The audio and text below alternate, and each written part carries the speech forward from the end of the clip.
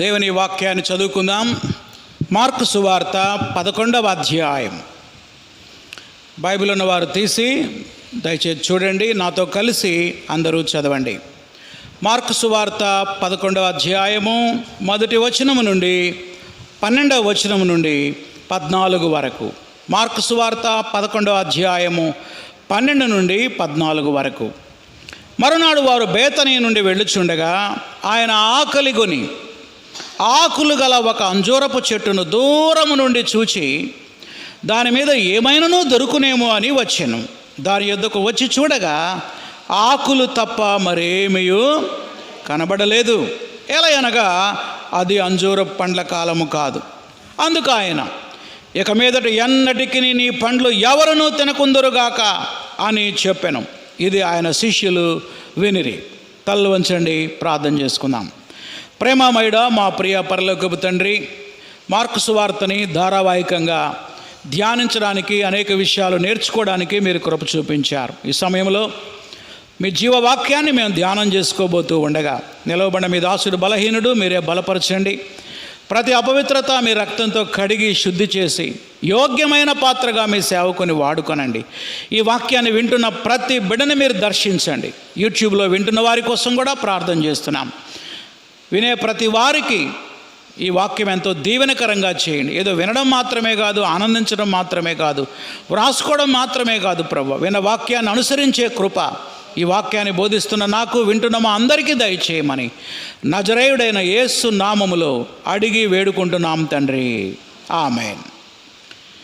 ప్రియులారా, ఈరోజు మనం మార్కు సువార్త 11వ అధ్యాయం 12వ వచనం నుండి 19 వచనాల వరకు ధ్యానం చేసుకోబోతున్నాం. ఎక్కడి నుంచి ఎక్కడి దాకా? 12 నుండి 19 వరకు. ఈ భాగానికి హెడ్డింగ్ ఏంటంటే సేవకుని యొక్క కోపం. సేవకుని యొక్క కోపం, యేసు యొక్క కోపము లేదా ఆగ్రహం. యేసు యొక్క కోపం లేదా ఆగ్రహం. ఈ విషయాన్ని మనం దేవుని యొక్క వాక్యములో మార్కు సువార్తల్లో మాత్రమే కాదు, తక్కిన సువార్తల్లో కూడా మనం చదువుతాం. ముఖ్యంగా మత్తయి సువార్త చూడండి. మత్తయి సువార్త 21వ అధ్యాయం 12 నుండి 19 వరకు. లూకా సువార్త 19వ అధ్యాయం 45 నుండి 46 వరకు. ఈ వచనాల్లో ఇదే విషయాన్ని మనం చూడగలం. యేసు యొక్క కోపం. చాలాసార్లు యేసు ప్రభు మనకి సౌమ్యుడిగా, ప్రేమ కలిగిన వాడుగా కనబడుతూ ఉంటాడు. కానీ ఆయన 2 సందర్భాల్లో తన యొక్క కోపాన్ని, పరిశుద్ధమైనటువంటి కోపాన్ని వ్యక్తం చేశాడు.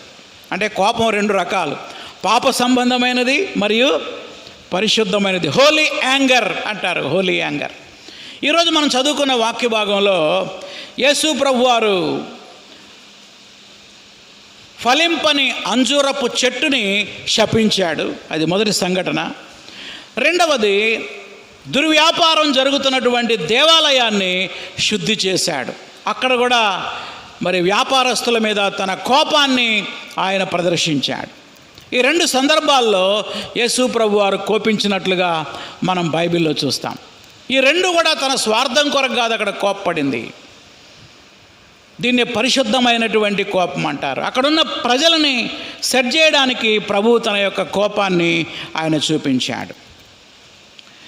ఈ సంఘటనలు 2వ రోజున జరిగాయి.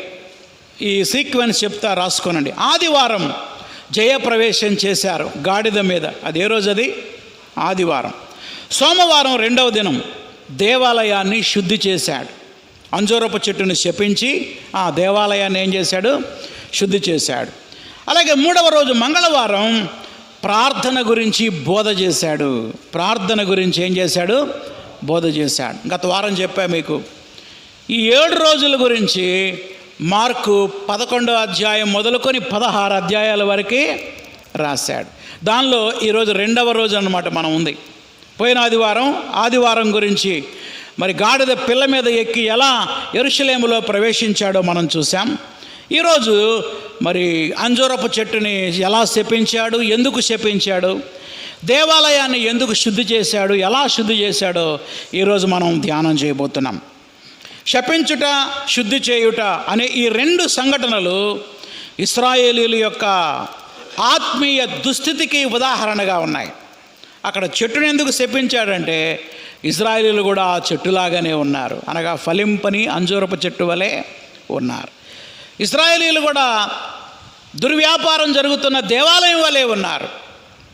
వీరు ఎన్నెన్నో ఆధిక్యతలు, అవకాశాలు వారికి ఉన్నా బయటికి ఫలింపు లేని వారుగా, లోపల అవినీతి పరులుగా, లంచగొండులుగా ఉన్నారని వారన్ విఎస్బి అనే బైబిల్ పండితుడు వ్యాఖ్యానించాడు. కనుక ఈరోజు మనం ఈ రెండు సంఘటనల్ని మనం ధ్యానం చేద్దాం. మొట్టమొదటి హెడ్డింగ్ పెట్టుకోండి, నెంబర్ 1, అంజూరపు చెట్టును శపించుట. Cursing the tree of fig tree. Cursing the fig tree, అంజూరపు చెట్టును శపించుట. మార్కు సువార్త 11వ అధ్యాయము 12 నుండి 19 వరకు. ఇదే విషయం మత్తయి సువార్తలో కూడా ఉంది. మత్తయి సువార్త 21వ అధ్యాయం 18, 19 వచనాలు.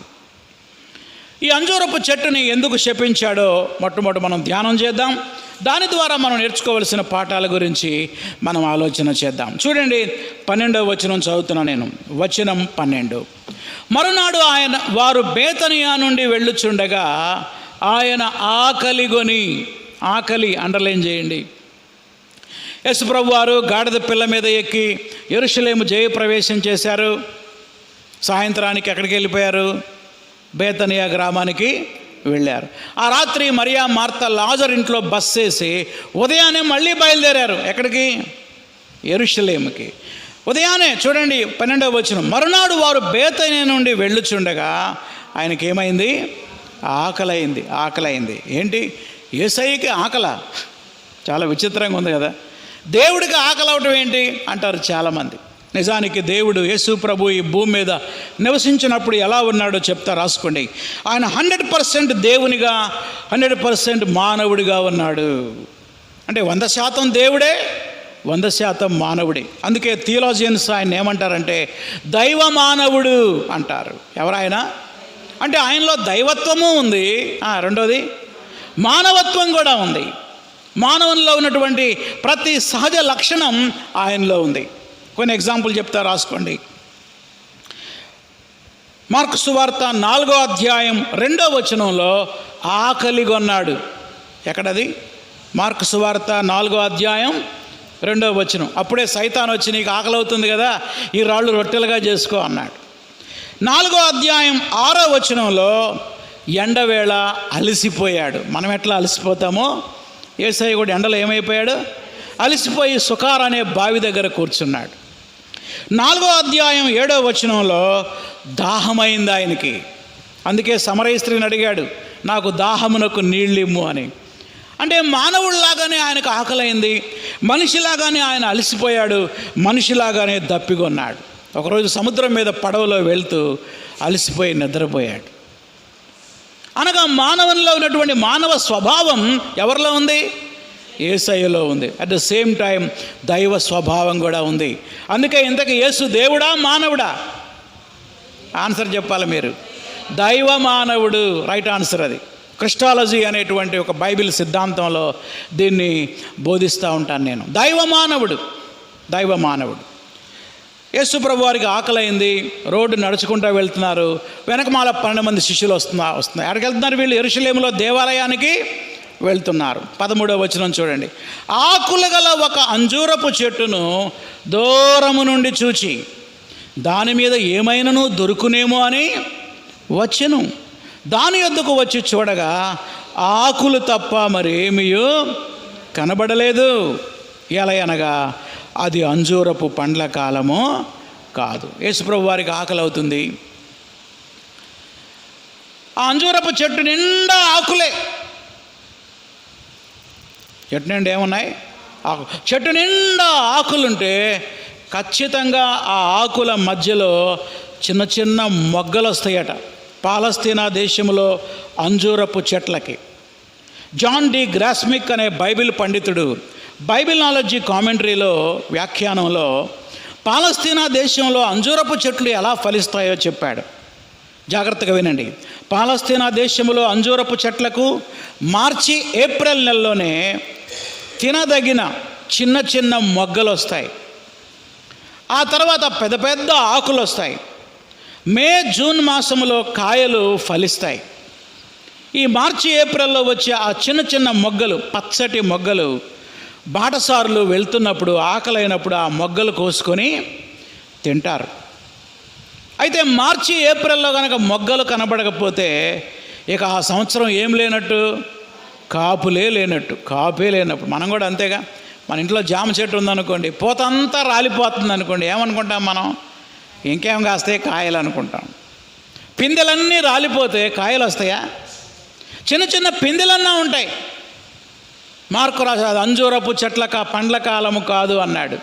అంజూరపు పండ్ల కాలం కాదు, అయినప్పటికీ ఏముండాలి? చిన్న చిన్న పిందెలన్నా ఉండాలి. ఆ పిందెలు కూడా లేకపోవడం చూసి యేసు ప్రభువారు దాన్ని శపించాడు. అది బాటసారుల్ని ఆకర్షిస్తుంది. ఎలా ఆకర్షిస్తుంది? పిందెలున్నట్టుగా ఆకర్షిస్తుంది. అందరూ పోయి పాపం వెతికితే ఒక్క పిందె కూడా అక్కడ దొరకట్లేదు. అంటే ఏం చేస్తుంది? అది ప్రజలని ఆకర్షిస్తుంది. ఫలాలు లేకపోయినా ఫలాలు ఉన్నట్లుగా నటిస్తుంది. అది వేషధారి జీవితానికి సూచనగా ఉన్నది. ఆ మాట రాసుకోండి. ఏ జీవితానికి? వేషధారి జీవితానికి సూచనగా ఉన్నది. కొత్తగా బైబిల్ చదివే వాళ్ళకు ఒక ప్రశ్న వస్తుంది, అది అంజూర పండ్ల కాలం కాదు కదా, యేసుప్రభు ఎందుకు చెప్పించాడు? పండ్ల కాలం కాదని ఈయనే చెప్తున్నాడు కదా మార్కు, చెప్పించడం ఎందుకు అనుకుంటారు. నిజమే, ఆ ప్రశ్న అందరికీ వస్తుంది. ఆ ప్రశ్నకి జవాబు ఏంటంటే, పండ్ల కాలం కాకపోయినప్పటికీ ఆ అంజూరపు చెట్లకి చిన్న చిన్న పిందెలు వస్తాయి. అవి తినదగిన పిందెలే. అంజూరపు చెట్టుకు ఆకులుంటే మొగ్గలున్నట్లే ఈ ఆకులు బాటసారులను ఆకర్షిస్తున్నాయి, కానీ మోసం చేస్తున్నాయి. ఈ మొగ్గలు లేని అంజూరపు చెట్టు ఇశ్రాయేలీల యొక్క ఫలింపు లేని జీవితానికి, వేషధారణకి సూచనగా ఉన్నదని జాన్ డి గ్రాస్మిక్ అనే బైబిల్ పండితుడు చెప్పాడు. చూడండి, మీకా గ్రంథం 7వ అధ్యాయం 1-2 వచనాల్లో ఈ పిందెల్ని మనం చూడొచ్చు. మీకా గ్రంథం 7వ అధ్యాయం 1-2 వచనాలు. పేజీ నెంబర్ 767 పేజీ, పాత నిబంధనలో. సండే స్కూల్ పిల్లలు మీరు కూడా బైబిల్ తీసి చూడాలా. 767 మీకా గ్రంథము 7వ అధ్యాయం 1వ వచనం చదువుతున్నా. వేసవికాల పండ్లను ఏరుకున్న తర్వాత, ద్రాక్ష పండ్ల పరిగె ఏరుకున్న తర్వాత ఎలాగుండునో నా స్థితి అలాగే ఉన్నది. ద్రాక్ష పండ్ల గెల ఒకటి లేకపోయాను. చూడండి, తర్వాత పెన్నుతో అండర్లైన్ చేయండి. నా ప్రాణమునకిష్టమైన ఒక కొత్త అంజూర పండైనా లేకపోయాను. కొత్త అంజూర పండు అంటే అప్పుడే వస్తున్న మొగ్గ అన్నమాట, చిన్న పిందె, అది కూడా లేదంటున్నాడు. దాని అర్థం ఏంటి? ఒక కొత్త అంజూర పండున్నా లేదంటే అర్థం ఏంటి? 2వ వచనం, భక్తుడు దేశములో లేకపోయాను, యథార్థపరుడు ఒకడు కూడా లేడు. అనగా నిజంగా దేవునికి ఇష్టమైన వాళ్ళు ఒక్కళ్ళు కూడా లేరు. అది ఇశ్రాయేలీల యొక్క ఫలింపు లేని జీవితానికి సూచనగా ఉన్నది. The barren fig tree graphically illustrates the empty pretense of worship in the temple. John MacArthur అనే బైబిల్ పండితుడు ఏమన్నాడో తెలుసా? ఫలింపు లేని ఈ అంజూరపు చెట్టు నకిలీ ఆరాధనకు సూచనగా ఉన్నది అన్నాడు. ఏం ఆరాధన? నకిలీ ఆరాధన అంటే ఏంటి? ఆరాధన 2 రకాలన్నమాట. ఒరిజినల్ ఆరాధన, నకిలీ ఆరాధన. ఎక్కడుంది ఈ మాట? యెషయా గ్రంథం 29వ అధ్యాయం 13వ వచనంలో నకిలీ ఆరాధనను చూడండి. యెషయా గ్రంథం 29వ అధ్యాయం 711వ పేజీ. యెషయా గ్రంథం 29వ అధ్యాయము 13వ వచనం, 712. క్షమించండి, పేజీ నెంబర్ తప్పు. యెషయా గ్రంథం 29వ అధ్యాయం. ఓకే,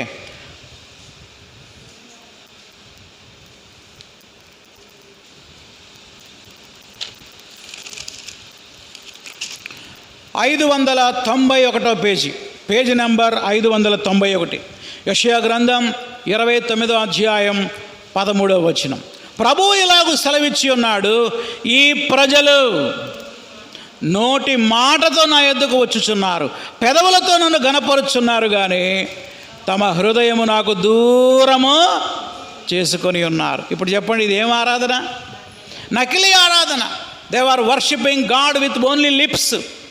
పెదవులతోనే దేవుని ఆరాధిస్తున్నారు, హృదయం ఎక్కడుంది? దూరంగా ఉంది. అర్థమవుతుందా మీకు? జాన్ మెక్కర్దర్ అనే బైబిల్ పండితుడు ఏమంటున్నాడంటే, ఇది వారి వేషధారణకు సూచన మాత్రమే కాదు, నకిలీ ఆరాధనకు కూడా సూచన.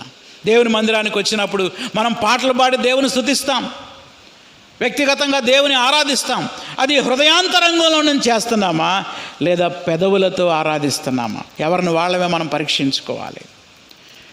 మనలో ఆత్మ ఫలం ఏమైనా ఉన్నదా లేదా? ఫలింపు లేని జీవితాలు మనం జీవిస్తున్నామేమో. ఆర్సి స్ప్రౌల్ అనే బైబిల్ పండితుడు ఇలా అన్నాడు, మనం ఉన్నదానికంటే పరిశుద్ధులుగా కనబడాలని నటించటమే వేషధారణ అన్నాడు. మనం ఉన్నదానికంటే ఇంకెలా మరింత పరిశుద్ధులుగా కనబడాలని నటించటమే వేషధారణ. ఈ మధ్య ఒక సినీ యాక్టర్ రాజా అనేటువంటి సహోదరుడు యేసుక్రీస్తు నమ్ముకున్నాడు, ఒక సినిమా హీరో. ఆయన నమ్ముకొని దేవుని సేవకుడు అయ్యాడు. నిన్ననే ఒక వీడియో చూసా. ఆయన ఆ వీడియోలో ఏం చెప్తున్నాడో తెలుసా? నేను సినిమాలో నటించేటప్పుడు పెద్ద పెద్ద హీరోలను చూశాను, క్రైస్తవ్యంలోకి వచ్చాక మహానటులను చూస్తున్నా నేను అన్నాడు. అర్థమైందా మీకు? ఏమన్నాడు? సినిమాల్లో ఉన్నప్పుడు పెద్ద పెద్ద నటులను చూశాను, పెద్ద నటులను చూశాను,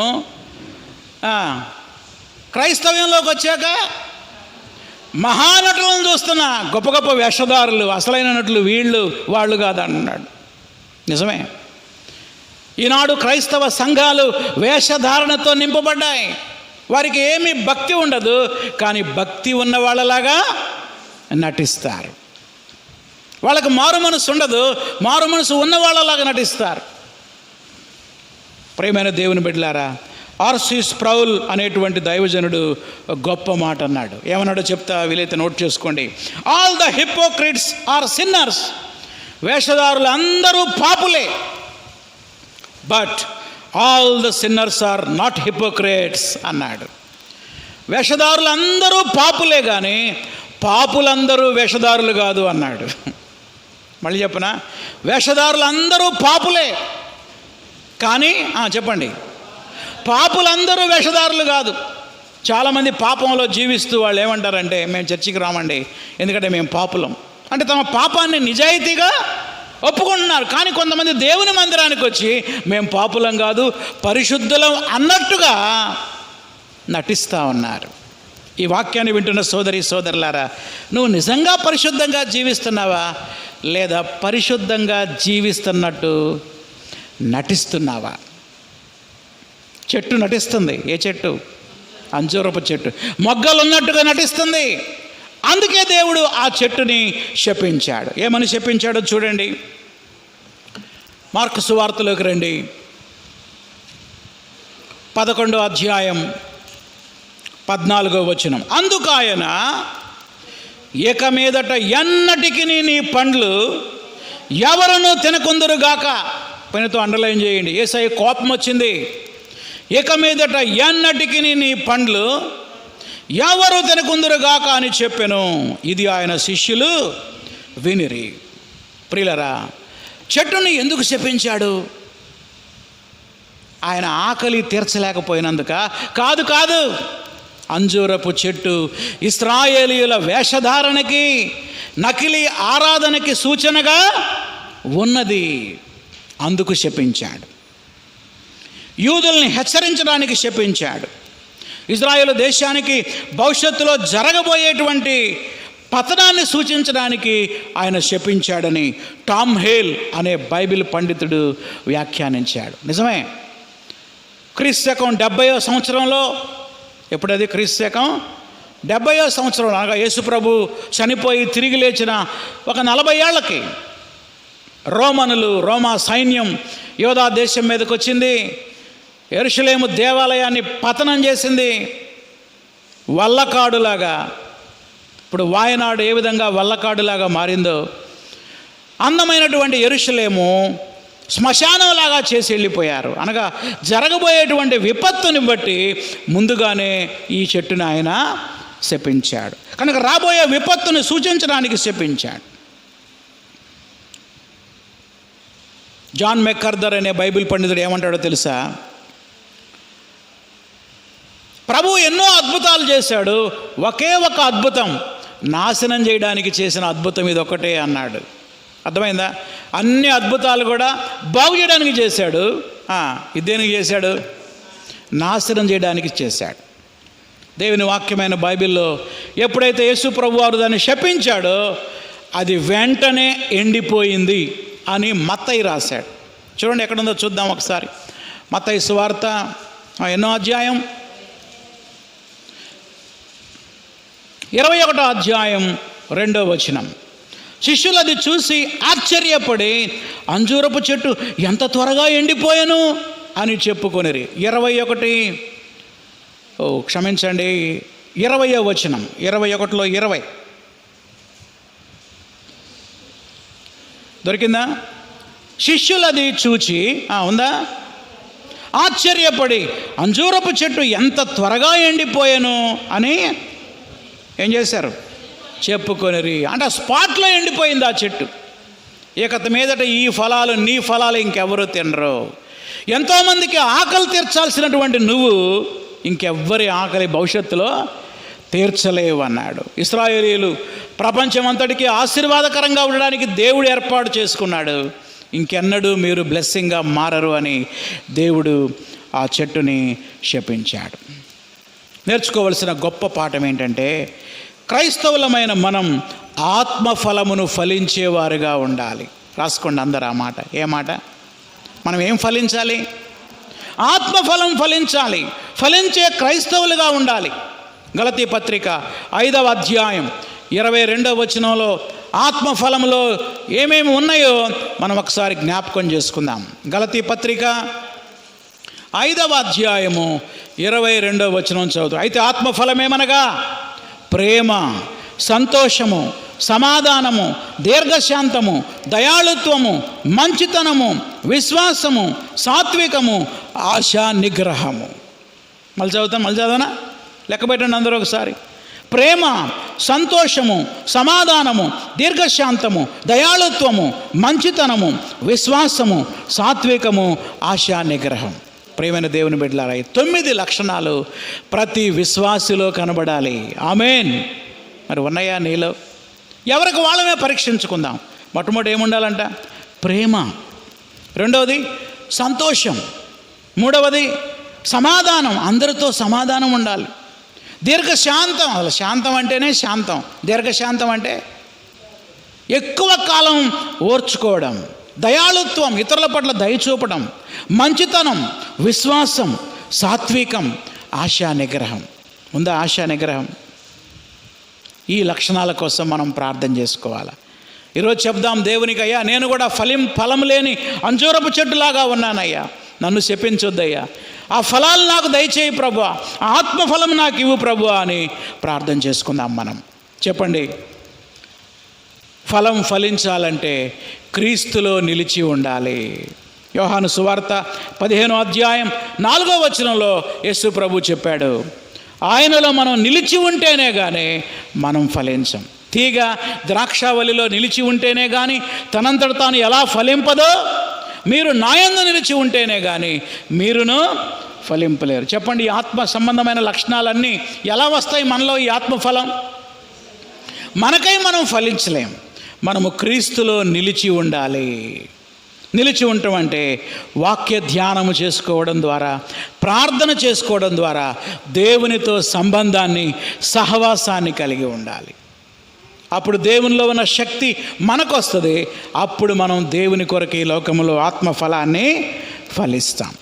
ఇది మొదటిది. ఇక రెండవది ఏంటో మనం చూద్దాం. రెండవ ఆగ్రహం. యేసు ప్రభు వారు ఫలింపని అంజూరపు చెట్టు మీద కోప్పడ్డాడు, దాన్ని శపించాడు. రెండవదిగా దేవాలయాన్ని శుద్ధి చేయుట, cleansing the temple of God. దేవాలయాన్ని ఏం చేశాడు ఆయన? శుద్ధి చేశాడు. ఒకటి శపించాడు, రెండవది శుద్ధి చేశాడు. He cursed the fig tree, he cleansed the temple of God. ఎక్కడుంది ఈ మాట అంటే మార్కు సువార్త 11వ అధ్యాయం 15 నుండి 19 వరకు, మరియు మత్తయి సువార్త 21వ అధ్యాయం 12 నుంచి 17 వరకు, లూకా సువార్త 19వ అధ్యాయం 45-46 వచనాలు. దేవాలయాన్ని శుద్ధి చేయుట, ఆ రీతిగా శపించి మెల్లమెల్లగా వెళ్ళిపోయాడు. ఎక్కడికి వెళ్ళాడు ఇప్పుడు ఆయన? యెరూషలేము వెళ్ళాడు. చూడండి, మార్కు సువార్త 11వ అధ్యాయంలోకి మళ్ళీ రండి.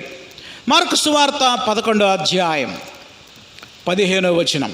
వారు యెరూషలేమునకు వచ్చినప్పుడు ఆయన దేవాలయములో ప్రవేశించి, ఇప్పుడు నేను కొన్ని మాటలు పెన్నుతో ఇలా రౌండ్ చుట్టమని చెప్తా, మీరు చేయాల.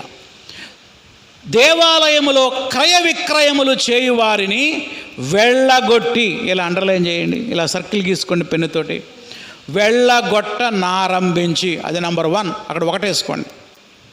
దేవాలయాన్ని ఎలా శుద్ధి చేశాడు? మొట్టమొదటి దేవాలయంలోకి వెళ్ళి క్రయ విక్రయములు చేసేవారిని ఏం చేశాడంట? వెళ్ళగొట్టాడు. రెండోది చూడండి, రూకలు మార్చు వారి బల్లలను, గువ్వలమ్ము వారి పీటలను పడద్రోసి, ఇది రెండోది. ఒకటి వెళ్ళగొట్టాడు, రెండోది పీటలను ఏం చేశాడు? పడద్రోశాడు. మూడోది, దేవాలయము గుండా ఏ పాత్ర అయినను ఎవనిని తేనీయలేదు. దేవాలయములోకి కాదు, మీరు గమనించారో లేదో, దేవాలయము గుండా ఏ పాత్ర అయినను ఎవనిని తేనీయకుండెను. ఇలా శుద్ధి చేశాడు. చెప్పండి ఒకసారి, ఎలా శుద్ధి చేశాడు? 3 విషయాలు చూడకుండా చెప్పలేరా? 1, వెళ్ళగొట్టాడు ఎవరిని? క్రయ విక్రయములు చేయవారు, అనగా అమ్మేవాళ్ళని కొనేవాళ్ళని దేవాలయం నుంచి వెళ్ళగొట్టాడు. 2, రూకలమ్ము వారి బల్లలు, ఇంకా గువ్వలమ్ము వారి పీటలను ఏం చేశాడు? ఇట్లా నెట్టాడు అనమాట, ఇట్లా పడద్రోశాడు. ఇంకా ఏ వస్తువుని కూడా, ఏ పాత్రను కూడా దేవాలయము గుండా ఏం చేయలేదు? తీసుకెళ్ళనివ్వలేదు. ఈ 3 విధాలుగా యేసు ప్రభువారు దేవాలయాన్ని శుద్ధి చేశాడు. దీన్ని మనం అర్థం చేసుకోవాలి అంటే, మొట్టమొదట అసలు దేవాలయం ఎలా ఉంటుందో దాని స్ట్రక్చర్ చెప్తాను, జాగ్రత్తగా వినండి. యెరూషలేము దేవాలయం సుమారు 35 ఎకరాల స్థలంలో కట్టబడినది. పెద్ద మందిరం అన్నమాట. చెప్పండి ఎన్ని ఎకరాలు? ఇక మీరు ఊహించండి, 35 ఎకరాల స్థలం అంటే ఎంత ఉంటుందో? ఎంత ఉంటుందో? మన మోపర్ర అంత ఉంటుందా? వ్యవసాయం చేసేవాళ్ళు మీకే తెలియాలి. ఉంటుందా? చాలా పెద్దది అన్నమాట. 35 ఎకరాల స్థలములో సొలొమోను దేవాలయాన్ని ఏం చేశాడు? కట్టాడు. ఆ దేవాలయంలో మొట్టమొదటి కోర్టు ఏంటంటే అతి పరిశుద్ధ స్థలము. అది దాన్ని ఏమంటారు? అతి పరిశుద్ధ స్థలం. రాసుకోండి. మొట్టమొదటి ఉండేది ఏంటి? అతి పరిశుద్ధ స్థలం. ఆ స్థలములో దేవుడు ఉంటాడు. రెండవది పరిశుద్ధ స్థలం, అక్కడి నుంచి కొంచెం ముందుకి, దాన్ని ఏమంటారు? పరిశుద్ధ స్థలం. ఈ పరిశుద్ధ స్థలంలో ఎవరు ఉంటారంటే యాజకులు ఉంటారు. ఆ తర్వాత ఇశ్రాయేలీల్లో పురుషులు ఉండేటువంటి స్థలం పురుషుల కోర్టు అంటారు. అక్కడ కేవలం పురుషులు మాత్రమే వచ్చి నిలబడి దేవుణ్ణి ఆరాధిస్తారు. ఇంకొంచెం ముందుకెళ్తే స్త్రీల కోర్టు ఉంటుంది. స్త్రీలంతా నిలబడి దేవుణ్ణి ఆరాధిస్తారు. మొత్తం 4 ఏరియాలు అన్నమాట. చెప్పండి. మొట్టమొదట అతి పరిశుద్ధ స్థలం, కొంచెం ముందుకు వస్తే పరిశుద్ధ స్థలం, ఇంకొంచెం ముందుకు వస్తే పురుషులు ఉండేటువంటి కోర్టు, ఇంకొంచెం ముందుకెళ్తే స్త్రీలు ఉండేటువంటి కోర్టు. కేవలం స్త్రీలు మాత్రమే అక్కడ నిలబడి దేవుని ఆరాధిస్తారు. ఇప్పుడు ప్రశ్న ఏంటంటే అన్ని జనులు ఎక్కడుండి ఆరాధించాలి? మరి మీకు గుర్తుందో లేదో, అపోస్తల కార్యములందు 8వ అధ్యాయంలో ఐథియోపియా దేశం నుండి ఒక నపుంసకుడు రథం మీద వచ్చాడు యెహోవా దేవుణ్ణి ఏం చేయడానికి? ఆరాధించడానికి. ఫిలిప్పును పిలిచి పరిశుద్ధాత్మ దేవుడు ఆయనకి సువార్త చెప్పమన్నాడు. ఇప్పుడు ఆ నపుంసకుడు యూదుడా అన్యుడా? అన్యుడు. ఇప్పుడు ఆయన వస్తే ఎక్కడుండి ఆరాధించాలి? స్త్రీల కోర్టుకు రానీరు, పురుషుల కోర్టుకు అసలే రానీరు. ఎందుకని? కేవలం యూదులు మాత్రమే అక్కడ ఉండాలి, యాజకుల స్థలానికి అసలే రానీయరు. మరి అన్యజనుల కోర్టు ఎక్కడుంది? రాసుకోండి. చివరిగా 5వది అన్యజనుల కోర్టు. అన్యజనుల కోర్టు ఎక్కడుందంటే జాగ్రత్తగానండి, ఈ యెరూషలేము మందిరం చుట్టూ ఉందన్నమాట. వెనకేమో ఎక్కువ స్థలం ఉంటుంది, బ్యాక్ దాని చుట్టూ ఉంటుంది, దాని చుట్టూ ఉంటుంది. ఆ స్థలములోకి వచ్చి అక్కడ నిలబడి దేవుణ్ణి ఏం చేయాలి? అన్యజనులు ఆరాధించాలి. Gentile court was the large part of the temple. దేవాలయంలో పెద్ద స్థలం ఎవరిదంటే అన్యజనులకి కేటాయించారు. దేవునికి స్తోత్రం, హల్లెలూయా. ఎందుకు అన్యజనులకు కేటాయించారు? అంత పెద్ద స్థలం ఎందుకు వాళ్ళకి? ప్రపంచంలో ఉన్నటువంటి ప్రజలందరూ అక్కడికి వచ్చి దేవుణ్ణి ఏం చేయాలి? ఆరాధించాలి. వింటున్నారా మీరు? సో దేవుని యొక్క ఉన్నతమైన ప్రణాళిక అది. ఆ అన్యజనులు కూడా దేవుని నమ్ముకుని రక్షింపబడాలని సొలొమోను ఆ దేవాలయ ప్రతిష్ఠ రోజున ప్రార్థన చేశాడు. చూడండి, the longest prayer recorded in the Bible is Solomon prayer. 1వ రాజుల గ్రంథం 8వ అధ్యాయం 287వ పేజీ. 1వ రాజుల గ్రంథం 2వ అధ్యాయం 8వ అధ్యాయం 41వ వచనం చదువుతున్నా. ఏమని ప్రార్థన చేస్తున్నాడో చూడండి. 41. మరియు ఇశ్రాయేలీయులకు నీ జనుల సంబంధులు కానీ పరదేశులు. ఇలా సర్కిల్ గీసుకోండి. వీళ్ళు ఎవరండి? ప్రపంచంలో ఉన్న ఆయా జాతుల వారు, ఇతర దేశాల వారు నీ నామాన్ని బట్టి దూరదేశము నుండి వచ్చి నీ ఘనమైన నామమును గూర్చియు నీ బాహుబలమును గూర్చియు నీవు చాపిన బాహువు ప్రసిద్ధిని గూర్చి వింటారు. వారు వచ్చి ఈ మందిరము తట్టు తిరిగి ప్రార్థన చేసిన ఎడల ఆకాశమందు నీ నివాసస్థలమందు నీవు విని పరదేశులు నిన్ను వేడుకునే దాని ప్రకారము సమస్తము అనుగ్రహించుము. అప్పుడే ప్రార్థన చేశాడు. అయ్యా, అన్యజనుల కోసం చాలా పెద్ద కోర్టు వదిలిపెట్టానయ్యా నేను. ఈ కోర్టులోకి ప్రపంచవ్యాప్తంగా ఉన్న అనేక మంది అన్యజనులు నీ ఘనమైన వార్తని విని నిన్ను ఆరాధించడానికి పస్కా పండగకి కొన్ని వందల వేల మంది వస్తారయ్యా. ఆ అన్యజనులు ఆ ప్రాంతంలో నిలబడి నీ వైపు తిరిగి, నీ మందిరం వైపు తిరిగి ప్రార్థన చేస్తే వాళ్ళ ప్రార్థన నువ్వు వినయ్యా, వాళ్ళకి ఏది కావాలో అది అనుగ్రహించమని అల్నాడు సొలొమోను భక్తుడు ప్రార్థన చేశాడు. అన్యజనుల కొరకు కేటాయించినటువంటి ఆ స్థలములో ఇప్పుడేం జరుగుతుందో తెలుసా? వ్యాపారం జరుగుతుంది. అది అందుకు ఇదంతా చెప్పే కథ అంతా. ఏం జరుగుతుంది అక్కడ? చెప్పండి, ఏం జరుగుతుంది? వ్యాపారం జరుగుతుంది. వ్యాపారం జరుగుతుంది. చూడండి 15వ వచనం, మార్కు సువార్త 11వ అధ్యాయం 15వ వచనం. దేవాలయములో క్రయ విక్రయములు జరుగుతూ ఉన్నాయి. ఏం జరుగుతున్నాయి? క్రయ విక్రయములు, క్రయ విక్రయాలు. అన్యజనులకు కేటాయించిన స్థలంలో దేవాలయంలో ఏమమ్ముతున్నారో తెలుసా? గొర్రెలు, మేకలు, ఇంకా పావురాలు, నూనెలు, ఉప్పు, బలర్పించడానికి అవసరమైనటువంటి వస్తువులన్నీ కూడా అక్కడ మార్కెట్ పెట్టి అమ్ముతున్నారు. నిజానికి యెరూషలేము సిటీలో ఉంది పెద్ద మార్కెట్, ఆడకెళ్ళి కొనుక్కొచ్చుకోవచ్చు. కానీ ఏడబెట్టారు మార్కెట్. ఎవడనుకున్నా పెట్టింది? ప్రధాన యాజకుడైన కయప. ఎవరు? ప్రధాన యాజకుడైన కయప వాళ్ళ మామ అయినటువంటి అన్న కయప అని ఇద్దరు ఉన్నారే, యేసుప్రభువుని సిలువేసిన వాళ్ళు అన్నమాట. ఆ కయప యొక్క మార్కెట్ ఉండేది, ఆథరైజ్డ్ మార్కెట్. అది ఆథరైజ్డ్ డీలర్ అని ఉంటారు. అలాంటి ఆథరైజ్డ్ మార్కెట్లో వాళ్ళు పెట్టి అమ్ముతున్నారు.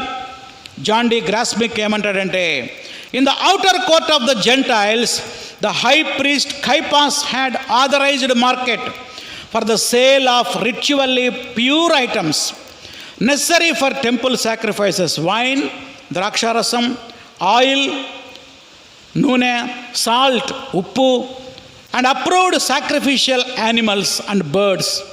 మరి దేవునికి బలర్పించేటువంటి ఆ యొక్క గొర్రెలు, మేకలు, ఎద్దులు, పక్షులు అక్కడ అమ్ముతా ఉన్నారు. ఇంకా అన్యజనులకు స్థలం ఎక్కడుంది? ఆ స్థలం అంతా ఏం పెట్టేశారు? ఇక మార్కెట్. ఇంకా వారం రోజుల్లో పండగ ఉంది. ఏం పండగ? పస్కా పండుగ. ఈ పండగకి తండోపతండాలుగా ప్రపంచవ్యాప్తంగా ప్రజలు దేవుని ఆరాధించడానికి వస్తున్నారు. ఈ వ్యాపారంలో విపరీతమైన మోసం చేస్తున్నారు. అందుకే యేసు వారిని వెళ్ళగొట్టాడు. అంత దూరం నుంచి గొర్రెని తీసుకొస్తారా? ఇక్కడికి తీసుకురారు. గొర్రెలు ఎక్కడ అమ్ముతున్నాడు? అక్కడ అమ్ముతున్నారు పొండి అంటూ ఆడికెళ్ళి గొర్రెలు కొనుక్కొచ్చుకోవాలి. ఆ గొర్రె ధర బయట మార్కెట్లో ఉన్న ధర కంటే డబుల్ ఉండిద్ది అనమాట. అర్థమైందా మీకు? ప్రజల్ని దోచుకుంటున్నారు. అందుకే దేవుడు వారిని వెళ్ళగొట్టాడు. అది మొదటిది. రెండోది చెప్పండి. రెండోది ఏంటి? పడద్రోశాడు. ఒకటేమో వెళ్ళగొట్టాడు, రెండోది పడద్రోశాడు. ఏమేం పడద్రోశాడు? చూసి చెప్పండి. ఏమేమి పడద్రోశాడు? రూకలు మార్చువారి బల్లలు, గొవ్వలు, పీటలు. మొట్టమొదటి రూకలు మార్చే బల్లల గురించి మనం ఆలోచన చేద్దాం. రెండు ఉన్నాయి కదా, బల్లలు మరియు పీటలు. పీటలేమో పావురాలు అమ్మడానికి, గువ్వలు. బల్లలేంటి? రూకలు మార్చడానికి. ఈ రోకలేంటి? రోకల పూట విన్నారంటారా మీరు ఎప్పుడన్నా పిల్లలు? రోకలు అంటే ధనము. రాసుకోండి. రోకలు అంటే ఏంటి? రాసుకోవాలా, చిన్నపిల్లలు రాసుకోవాలా. ఇంగ్లీష్ మీడియం పిల్లలకు అసలు తెలియదు ఈ పదాలు. రోకలు కాదు, రూకలు. మనం ఉపయోగించేటువంటి డబ్బుని రూపాయి అంటారు కదా. మనం ఉపయోగించేది 10 రూపాయలు, 100 రూపాయలు అంటారు. అమెరికా పోయావనుకో $100, $10 అంటారు. అంటే వాళ్ళ డబ్బు వేరు, మన డబ్బు వేరు. పాలస్తీనా దేశంలో 3 రకాల డబ్బుని ఉపయోగిస్తారట. ఎన్ని రకాల డబ్బు? 3 రకాలు. ఒకటి ఇంపీరియల్ మనీ ఆఫ్ రోమా సామ్రాజ్య సంబంధమైన ధనం. అది మొదటిది. ఎందుకంటే రోమన్లు పరిపాలిస్తున్నారు యూదుల్ని. పరిపాలిస్తుంది ఎవరు? రోమన్స్. వాళ్ళ డబ్బు ఇక్కడ వాడుకలో ఉండేది. దాన్ని రోమన్ ధనము అంటారు. రెండవది ప్రొవిన్షియల్ మనీ ఆఫ్ గ్రీక్. అంతకుముందు గ్రీకులు పరిపాలించారు. గ్రీక్ చక్రవర్తి పేరేంటి? Alexander the great. గ్రీకు వీరుడు. ప్రపంచమంతా జయించాడు. చాలా కాలం యూదులు గ్రీకు సామ్రాజ్యంలో ఉన్నారు. అందుకని గ్రీకుల డబ్బు కూడా ఇక్కడ చలామణి అవుతుంది. ఒకటి రోమన్ డబ్బు, చెప్పండి. రెండోది గ్రీకు డబ్బు. మూడవది లోకల్ మనీ, జూయిష్ మనీ, యూదులు ఉపయోగించేటువంటి మనీ, యూదుల యొక్క డబ్బు. ఇప్పుడు రోకలు మార్చాలి. ఎవరైనా రోమన్ డబ్బు తీసుకొచ్చారనుకోండి, ఆ గొర్రె కొనాలంటే అమ్మరు. రోమా డబ్బు ఇక్కడ చెల్లదు దేవాలయంలో. మరి ఆ డబ్బుని ఏ డబ్బుకు మార్చుకోవాలి? యోధా డబ్బుకి మార్చుకోవాలి. ఎవడన్నా గ్రీకు డబ్బు తీసుకొచ్చాడు అనుకోండి, ఈ పావురం నీకు అమ్మం. ఎందుకని? ఆ డబ్బు ఇక్కడ దేవాలయంలో చెల్లదు. ఇక్కడ వేరే డబ్బు కొనుక్కోవాలి మీరు. అంటే ఆ డబ్బులు ఇచ్చి ఈ డబ్బులు కొనుక్కోవాలి. ఇప్పుడు మనం అమెరికా పోయామనుకో, 500 రూపాయల నోటు షాప్లో తీసుకెళ్ళి అది ఇవ్వండి, కూల్ డ్రింక్ ఇవ్వమంటే పడదు ఇది అంటారు. మరి ఏం చేయాలి? ఇప్పుడు ఆ 500 రూపాయలు పెట్టి డాలర్ కొనుక్కోవాలి. 500 రూపాయలు మనం ఇస్తే $500 ఎవరు? ఎందుకు ఎవరు? $1 $80 కాస్ట్ అనమాట. అంటే మనం $80 ఇస్తే కానీ ఏం దొరకదు, $1 మనకు రాదు. అదవుతుందా మీకు? దాన్ని రోకలు మార్చటం అంటారు. వాళ్ళ డాలర్ వచ్చి ఇక్కడ ఎవరైనా ఇస్తే ఎవరైనా ఇస్తారా? కొట్టులోకి వెళ్ళి ఏడాది చెల్లదు. వాళ్ళు $1తో మనం $80 కొనుక్కుంటారనమాట. ఆ రీతిగా స్థానిక ధనంలోకి మార్చుకోవాలి. దాన్ని రూకలు మార్చుట అంటారు. ఒకడు టేబుల్ వేసుకొని కుర్చీ వేసుకొని కూర్చుంటాడు. ఎవడైనా గ్రీక్ ధనం తీసుకొస్తే ఆ ధనం తీసుకొచ్చి దానికి వచ్చేటువంటి యోధా ధనాన్ని ఇస్తాడు. రోమన్ ధనం తీసుకొస్తే ఆ యోధా ధనం ఇస్తాడు. మరి అది ఎందుకు చెల్లదు దేవాలయంలో? ఒక రీజన్ ఉంది, చెప్తా వినండి.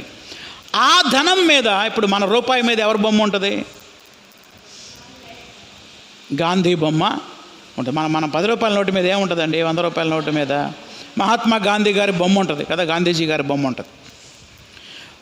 ఈ రోమన్ డబ్బు మీద రోమా దేవతల బొమ్మలు, రోమా చక్రవర్తుల బొమ్మలు ఉండేవి. గ్రీకు నాణ్యాల మీద లేదా గ్రీకు డబ్బు మీద గ్రీకు వీరుడు అలెగ్జాండర్ బొమ్మలు, గ్రీకు దేవతల బొమ్మలు ఉంటాయి. ఆ దేవతల బొమ్మలు ఉన్నటువంటి ఆ నాణ్యాలు దేవాలయంలో యెహోవా దేవుని మందిరంలో వేయటానికి వీల్లేదు. కాబట్టి మీరు తప్పనిసరిగా మార్చుకోవాలని చెప్పారు. మార్చుకోవాలి, మంచిదే, మార్చుకోవడం మంచిదే. కానీ ఇక్కడ సమస్య ఏంటో తెలుసా? మార్చుకోవడానికి సర్ఛార్జ్ ఉండేది. సర్ఛార్జ్ అంటే ఎంతో కొంత, మారినందుకు కొంచెం ధనం. ఈ సర్ఛార్జ్ ఏం చేశారో తెలుసా? 10 రెట్లు పెంచేశారంట. ఎంత పెంచారు? 10 రెట్లు. అంటే అన్యాయంగా అన్ని జనుల్ని దోచుకుంటున్నారు. అది అందుకే దేవుడు ఆ రోకలు మార్చే వారి బల్లలను ఏం చేశాడు? పడద్రోశాడు. ఇంకేం పడద్రోశాడు? గువ్వలమ్ము వారి పీటలు. ఒకడు పీట వేసుకొని పావురం గువ్వ అని అమ్ముతున్నాడు అనమాట. ఈ పీటలు ఎందుకు పడద్రోశారు? నిజానికి పావురాలు ఎవరు అర్పించాలి? పావురాలు ఎవరు అర్పించాలంటే లేవియాకాండం 12వ అధ్యాయం 8వ వచనం చూడండి. లేవియాకాండం 12వ అధ్యాయం 8వ వచనం చదువుతున్నాం. గొర్రెలు, మేకలు, ఎద్దులు కదా అర్పించాల్సింది. మరి పావురాలు ఎవరు ఎందుకు అర్పించాలి? అక్కడ ఏముందో చూడండి. 12వ అధ్యాయం 8వ వచనం. ఆమె గొర్రె పిల్లను తేజాలని ఎడల, అండర్లైన్ చేయండి. ఏం తేజాలని ఎడల? గొర్రె పిల్లను తేజాలని ఎడల ఆమె 2 తెల్ల గువ్వలనైనను 2 పావుర పిల్లలనైనను దహన బలిగా ఒకదానిని, పాప పరిహారార్థ బలిగా ఒకదానిని తీసుకొని రావలెను. పేదవారికి దేవుడు వెసులుబాటు ఇచ్చాడు. చప్పట్లు కూడా దేవుని స్తుతించండి. దేవుడు ఎంత గొప్ప దేవుడు అండి. మీరు అందరు చర్చికి వచ్చినప్పుడు గొర్రెని తీసుకురావాలంటే తీసుకురాగలరా? మాట్లాడరేందండి? ఎట తీసుకొస్తాం మనం? గొర్రె మాంసం ఎంత కిలో? 800. ఒక్కొక్క గొర్రె ఎన్ని వేల రూపాయలు ఖర్చు ఉంటుంది? అన్ని వేల రూపాయలు పెట్టి గొర్రెలు మనం ఏడ తీసుకొస్తాం? పేదవాళ్ళం మనం. దేవుడు అందుకే ఒక వెసులుబాటు ఇచ్చాడు. ఒకవేళ మీరు గొర్రెను కానీ మేకను కానీ తీసుకొచ్చి బలివ్వలేని పక్షంలో ఏం తీసుకురమ్మన్నాడు? 2 గువ్వలు, 2 పావురపు జతలు తీసుకురండి. అది చాలా తక్కువ రేటుకి దొరుకుతాయి. యేసు ప్రభు వారు పుట్టినప్పుడు 8వ రోజున, సున్నతి చేసే రోజున మరియా యోసేపులు గొర్రె పిల్లని అర్పించారా? పావురాల జతను అర్పించారా? ఎందుకని పావురాలు అర్పించారు? వాళ్ళు పేదవారు, వెరీ పూర్ అన్నమాట. చాలా పేదరికంలో, దారిద్ర్యంలో యేసు ప్రభు వారు పుట్టారు. ఇప్పుడు ఇక్కడ పరిస్థితి ఏంటో తెలుసా? గువ్వలమ్మే వారి పీటలు ఎందుకు పడద్రోశారు? కారణం ఏంటంటే పేదవారిని కూడా దోచుకుంటున్నారన్నమాట వీళ్ళు. నిజానికి గువ్వలమ్మే ఫెసిలిటీ దేవుడు ఎందుకు పెట్టాడు? పేదలకు సహాయకరంగా. ఇదే గువ్వ మార్కెట్లో 50 రూపాయలు అనుకో, ఇక్కడ ఎంతో తెలుసా? 150 రూపాయలు. కైఫా మార్కెట్ ఆథరైజ్డ్ డీలర్ ఏడ కొంటేనే మేము ఒప్పుకుంటాం దీన్ని అంటారు. లేదండి మార్కెట్లో కొనుక్కొచ్చానంటే దాన్ని అటు తిప్పి ఇటు తిప్పి ఇది కుంటిదయ్యా అంటాడు అనమాట. అది మంచిదే కదా? లేదు కుంటిదే, ఇలాంటి దాన్ని నేను బలేవని అంటాడు. అప్పుడు సచ్చినట్టు తప్పనిసరి ఇంకో పావురాన్ని కొనాల్సిందే. ఇది కాలు ఇరిగిపోయింది అంటాడు, అవసరమైతే కాలు ఎరగెత్తాడు కూడా. ఎందుకంటే డబ్బులు కావాలిగా. ఈ రీతిగా అన్ని జనులను దోచుకుంటున్నారు, ఇంకా పేదవారిని దోచుకుంటున్నారు. అందుకే దేవుడు ఆ గువ్వలమ్మ వారి పీటలను కూడా ఏం చేశాడు? పడద్రోశాడు. చెప్పండి, ఇప్పుడు దాకా ఏమేం ధ్యానం చేశాం? క్రయ విక్రయములు చేసేవారిని వెళ్ళగొట్టాడు, అది ఒకటి. రెండోది, రోకలు మార్చే వారి బల్లల్ని పడద్రోశాడు. మూడోది, గువ్వలమ్మే వారి పీటలను కూడా పడద్రోశాడు. ఇంకా ఏమైనా ఉన్నాయా? ఏమున్నాయి? చూసి చెప్పండి. పర్లేదు, చూసి చెప్పండి. మూడవది, ఏ పాత్రనైనను దేవాలయం గుండానా? దేవాలయము గుండా. చదువుదాం చూడండి ఒకసారి, క్లియర్గా మీకు అర్థమవుతుంది. 16వ వచనం. దేవాలయము గుండా ఏ పాత్ర అయినను ఎవనిని తేనీయకుండెను. ఏంటి అసలు ఇది నాకు కూడా అర్థం కాల బైబిల్ చదువుతున్నప్పుడు. ఏంది ప్రభువా ఇది గజిబిజిగా ఉంది? నేను ఎప్పుడు కూడా ఈ వచనం మీద నా మనసు ఎప్పుడు పెట్టలేదు. దేవుని కృపను బట్టి మార్కు సువార్త వచనం వెంబడి వచనం ధ్యానిస్తున్నాం కాబట్టి ఈ సత్యం నేను గ్రహించడానికి ప్రభువు నాకు సహాయం చేశాడు. మీరు కూడా గ్రహించేలాగా దేవుడు ఈరోజు సహాయం చేస్తున్నాడు. దేవునికి స్తోత్రం, హల్లెలూయా. అందుకే బైబిల్ని మనం వచనం వెంబడి వచనం ధ్యానిస్తేనే ఇలా దాచబడినటువంటి మర్మాలు సత్యాలు కూడా బయటకు వస్తాయి. అందుకే దీన్ని ఎక్స్పోజిటరీ సర్మన్స్ అంటారు. ఎక్స్పోజ్ అంటే అర్థం ఏంటంటే లోపలున్న సత్యాన్ని బయటకి తీయటం. నేను ఎప్పుడు ఈ వచనం మీద మనసు పెట్టలే. మీరు ఎవరైనా పెట్టారా? ఎవరైనా పెట్టిన వాళ్ళు ఉంటే చేయొద్దండి, మీకు సపోర్ట్లు కూడా మిమ్మల్ని అభినందిస్తాం. ఎవరైనా పెట్టారా? నంబర్ ఆఫ్ టైమ్స్ చదివాను నేను, నంబర్ ఆఫ్ టైమ్స్ దీన్ని బోధించాను, కానీ ఎన్నడూ ఈ వచనం మీద మనసు ఉంచలేదు. అందుకే దేవుని వాక్యాన్ని వచనం వెంబడి వచనం ధ్యానించడం నేర్చుకోవాలి. ఏమంటున్నాడు చూడండి, ఏం చేశాడు? 1 వెళ్ళగొట్టాడు, 2 పడదరోశాడు, 3వ మాట రాసుకోండి, ఆటంకపరిచాడు. ఏం చేశాడు? ఆటంకపరిచాడు. ఏం ఆటంకపరిచాడు? దేవాలయము గుండా ఏ పాత్ర అయినను ఏ వస్తువైనను ఎవరిని తేనీయకుండు. ఏంటి దీని అర్థం ఏంటి? జాగ్రత్తగానండి. దేవాలయం చిన్నదా పెద్దదా? ఎన్ని ఎకరాల ప్లేస్ అది? 35 ఎకరాల స్థలం. 35 ఎకరాల స్థలం. అవతల పొలాలు ఉన్నాయి, ఇక్కడ దేవాలయం ఇదే అనుకోండి, ఒక దేవాలయం. అవతల పొలాలు ఉన్నాయి, యువతల ప్రజలు ఉన్నారు. ఈ ప్రజలు ఒక మినుములు చల్లడానికి, ఉదాహరణకి మన భాషలో మన ప్రాంతంలో మినుములు పండుతాయి కదా, పెసలు పండుతాయి కదా. మినుములు చల్లడానికి ఒక 10 కేజీలో లేదా 20 కేజీల మూట ఎత్తుకొని అవతల ఉన్న పొలంలోకి వెళ్ళాలంటే ఏం చేయాలి? ఈ 35 ఎకరాల ల్యాండ్ చుట్టూ తిరిగి వెళ్ళాలి. ఒకడు అనుకున్నాడు, అబ్బో ఇది అంతా ఎవరు తిరిగి వెళ్తారు, దేవాలయం గుండా తీసుకెళ్తా నేను, షార్ట్ కట్లో పని అయిపోయింది అనమాట. ఏం కట్టుది? Short cut. షార్ట్ కట్ ఏంటి? దేవాలయం గుండా తీసుకెళ్ళటం. దేవాలయం గుండా తీసుకెళ్ళటం. అవతల వాళ్ళకి చాలా పనులు ఉన్నాయి, అవతల పొలాలు ఉన్నాయి, అవతల స్థలాలు ఉన్నాయి. ఆ ఇంటికి పోవాలనుకోండి, అవతల పిల్లనిచ్చాం, ఊర్లో మీ కూతురునిచ్చాం, కూతురింటికి పోవాలంటే చుట్టూ తిరిగి వెళ్ళు. చుట్టూ తిరిగి వెళ్తే లేట్ అవుద్ది, ట్రావెల్ కష్టం అయ్యిద్ది, దూరం పోవటం. నేనేం చేస్తానంటే దేవాలయం గుండా వెళ్ళిపోతా అవతల. కానీ చాలామంది దేవాలయం గుండా వెళ్తున్నారు. షార్ట్ కట్లో వెళ్తే మంచిదే, తొందరగా వెళ్ళిపోతావు. కానీ ఏమైనా సమస్యలు ఉన్నాయా చెప్పండి? చెప్పరేందండి? పరిశుద్ధ స్థలం బాగానే ఉంది, ఇంకా అంతేనా? ఏంది ఎవరు చెప్పలేకపోతున్నారు? దేవాలయం గుండా వస్తువులు తీసుకెళ్తే ఏమవుతుంది? ఆరాధనకు ఆటంకం అవుతుంది. రాసుకోండి ఆ మాట. ఆరాధనకు ఏమవుతుంది? ఆటంకం అవుతుంది. దేవాలయం గుండా అంటే ఏం చేయాలి? ఇప్పుడు అన్ని జనులు నిలబడి ప్రార్థన చేసుకుంటా ఉంటే వాళ్ళ మధ్యలో గుండా నువ్వు వస్తువులు తీసుకెళ్ళాలి, అంతేనా? ఆడ స్త్రీల కోర్టు ఉంది, స్త్రీలందరూ వచ్చి ఆరాధన చేస్తూ ఉంటే నువ్వు ఒక మూట ఎత్తుకొని పోవాలి జనంలో గుండా. ఇప్పుడు ఆరాధన చేసే ప్రజలకి అది అంతరాయం కలిగిస్తుందా లేదా? ఆటంకం కలిగిస్తుందా లేదా? డిస్టర్బెన్స్ కలిగిస్తుందా లేదా? చెప్పరేందండి? బాగా డిస్టర్బెన్స్ అయిపోతుంది అనమాట. అసలు ఆరాధన జరుగుతుందంటే ఈ మనుషులను తప్పుకో అవతలకి వెళ్ళాలి మేము అంటున్నారు. ఏంది తప్పుకునేది? వీళ్ళు నిలబడాము దేవుని ఆరాధిస్తుంటే ఈ మధ్యలో కూడా మనుషులు వస్తువుల్ని తీసుకెళ్తున్నారు. దేవుడు అందుకనే ఆరాధనకు ఆటంకపరిచేటువంటి ఏ వస్తువు కూడా ఇటు నుంచి మీరు తీసుకెళ్ళడానికి వీల్లేదు.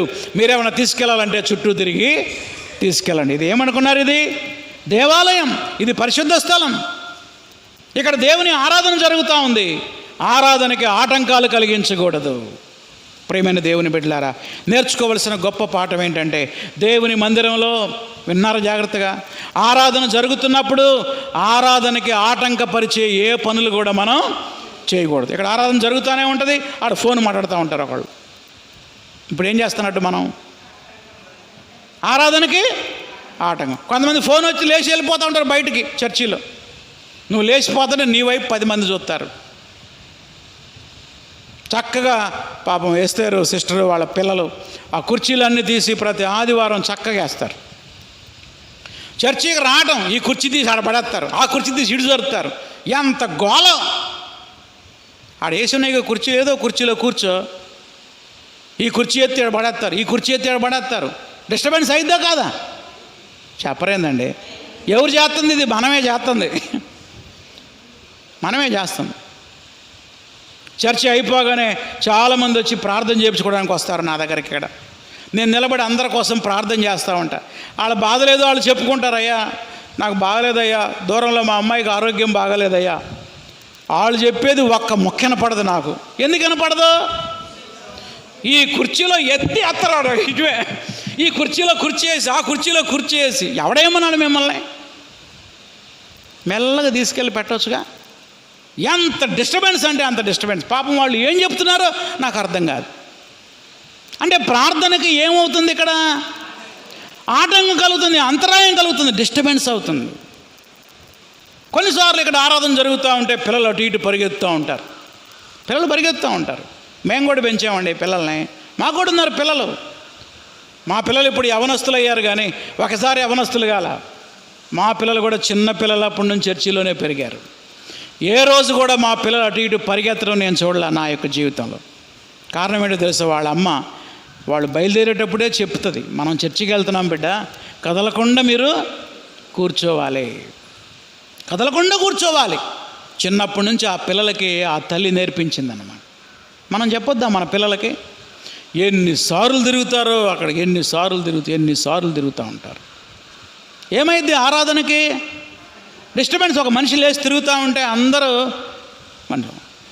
అసలు మన పిల్లలు చాలా అందమైన పిల్లలు, వెరీ క్యూట్. ఆ పిల్లలు ముందుకొచ్చి తిరుగుతూ ఉంటే మనుషులందరూ ఆ పిల్లల వైపు చూస్తారు.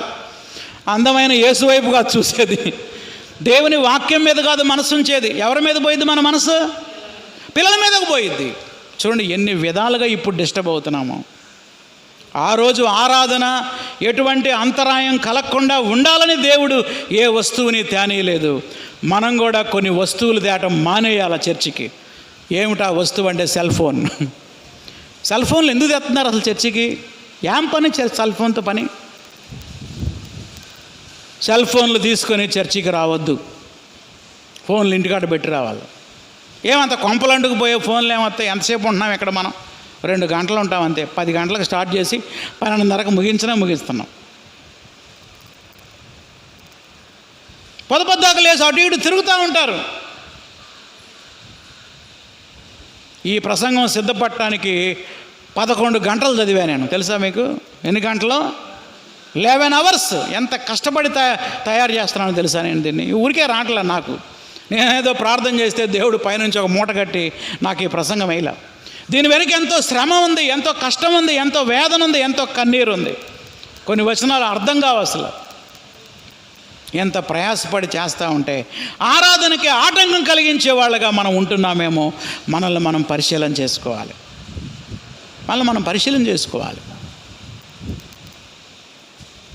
రావటం లేటుకు వస్తారండి. లేటుకు వచ్చి ఆ కుర్చీలు అసలు ఎట్టు పడితే వేస్తూ ఉంటారు. ఎంత కోపం వస్తుందంటే నాకు. ఏం చేస్తాం? ఎంతమందికి డిస్టర్బెన్స్ అవుతుంది. ఆరాధనకి అంతరాయం కలిగించే వారిగా మనము ఉండకూడదు. అందుకే దేవుడు ఏ వస్తువుని ఆలయము గుండా, దేవాలయం గుండా అవతలకి తీసుకెళ్ళనివ్వలేదు. నేను ముగించబోతున్నా, టైం అయిపోతుంది. ఏ విధంగా దేవుడు శుద్ధి చేశాడు చెప్పండి. 1, క్రయ విక్రయములు చేసేవారిని వెళ్ళగొట్టాడు. 2, రోకలు మార్చువారి బల్లలు, గొవ్వలమ్మే వారి పీటలు పడద్రోశాడు. 3వది, ఏ పాత్ర కూడా ఎవరిని దేవాలయం గుండా అవతలికి తీసుకెళ్లకుండా, షార్ట్కట్లో ఎవరు రాకుండా ప్రజలను ఆటంకపరిచాడు.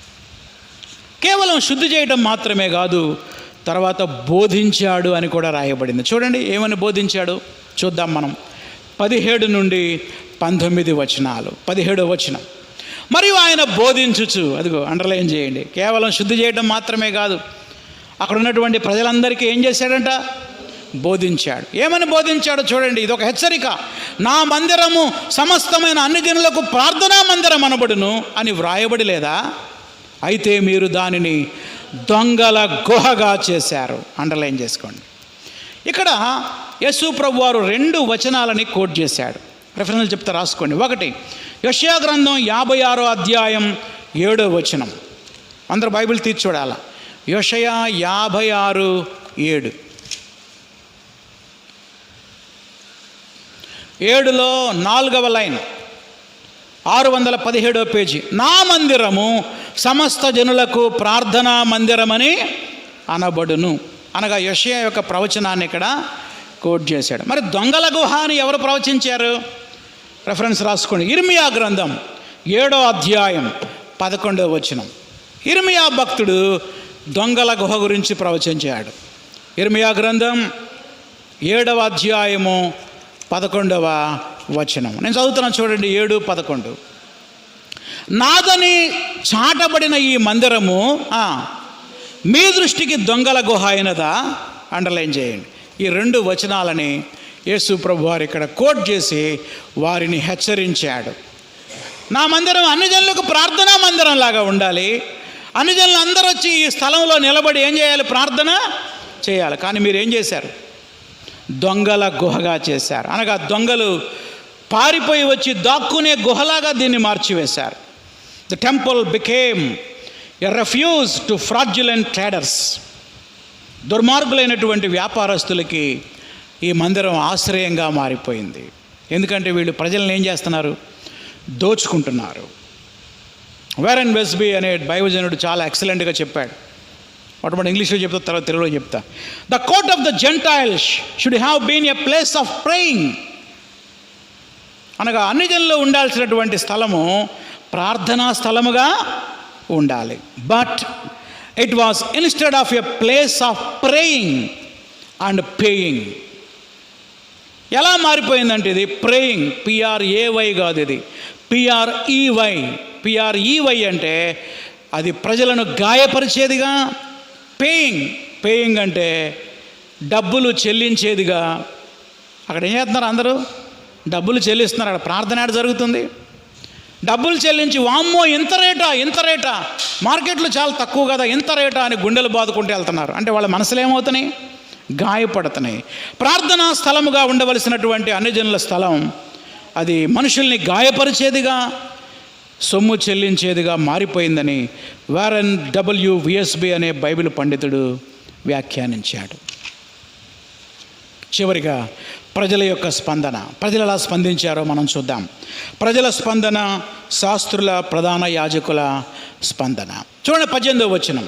శాస్త్రులు, ప్రధాన యాజకులు ఆ మాట విని మమ్మల్ని దొంగలు అంటావా అని జనసమూహం అంతా ఆయన బోధకు బహుగా ఆశ్చర్యపడటం చూసి ఆయనకు భయపడి ఆయన్ని ఎలా సంహరించుదమా అని సమయం కోసం ఎదురు చూస్తున్నారు. ఈ శాస్త్రులు, పరిశీలికి అర్థమైంది ఆయన మన వ్యాపారాన్ని దెబ్బతీశాడు, అమ్మేవారిని వెళ్ళగొట్టాడు, బల్లల్ని పడద్రోశాడు, పీటల్ని పడద్రోశాడు, దేవాలయం గుండా ఏ వస్తువు తీసుకెళ్ళని ఇట్లా చివరికి మనల్ని ఏమన్నాడు? దొంగలు అన్నాడు. ఎట్లా చంపాలా ఈయన్ని అని ఆలోచిస్తున్నారంట. ఎవరాళ్ళు? శాస్త్రులు మరియు ప్రధాన యాజకులు. కానీ ఆయనకు భయపడుతున్నారు. ఎందుకని? ప్రజలు ఆయన్ని ప్రవక్తలాగా భావిస్తున్నారు. ప్రజల యొక్క ప్రోత్సాహం ఆయనకుంది, ప్రజల ప్రోద్బలం ఉంది. నిన్ననే చాలామంది హోసన్నా హోసన్నా అన్నారు.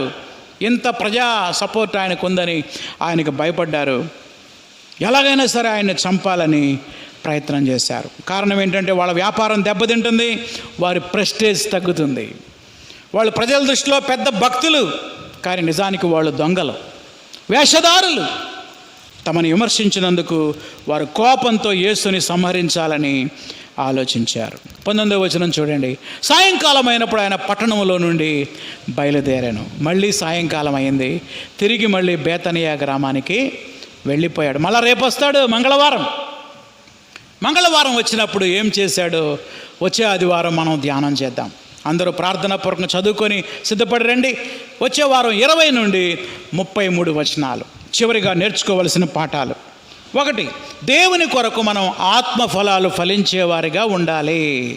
ఆత్మఫలాలు ఏంటి? ప్రేమ, సంతోషము, సమాధానం. 2వది, మన హృదయమే దేవుని ఆలయం. మన హృదయమే దేవుని ఆలయం. చాలా కాలం క్రితం ఒక పాట వచ్చింది, హృదయమే నీ ఆలయం క్రీస్తు. విన్నారా ఈ పాట? హృదయమే నీ ఆలయం క్రీస్తు. అద్భుతమైన పాట. నీ హృదయమే దేవాలయం. నీ దేవాలయము దొంగల గుహగా మారిందా, పరిశుద్ధాత్మకు ఆలయంగా మారిందా? నీవు పరిశీలన చేసుకో. నా హృదయం అనే దేవాలయంలో దేవునికి ఇష్టం లేని కార్యాలు ఏమైనా ఉన్నాయా అని మనల్ని మనం పరీక్షించుకుందాం. దైవజనుడు నిన్ను గద్దించినప్పుడు దైవజనుడిని ద్వేషిస్తున్నావా? నీ స్థితిని మార్చుకుంటున్నావా? ప్రభు వాళ్ళని ఖండించినప్పుడు వాళ్ళు ప్రభువుని ద్వేషించారా, తప్పుదిద్దుకున్నారా? ద్వేషించారు. ఆరాధనకి నీ సెల్ ఫోన్ వల్ల, నీ పిల్లల వల్ల, నీ ప్రవర్తన వల్ల అంతరాయం కలిగిస్తున్నావేమో పరిశీలన చేసుకో. ఈరోజు చర్చ అయిపోయిన తర్వాత తప్పకుండా కుర్చీలు సర్దాలి. అయితే ఎట్టబడితే అట్ట కాదు సర్దాల్సిందే. సౌండ్ రాకుండా ఒక కుర్చీలో ఇంకో కుర్చీని మనం వేయాలి. ఎందుకని? దేనికి డిస్టర్బెన్స్ అవుతుంది? ఇక్కడ ప్రార్థనకు డిస్టర్బెన్స్ అవుతుంది.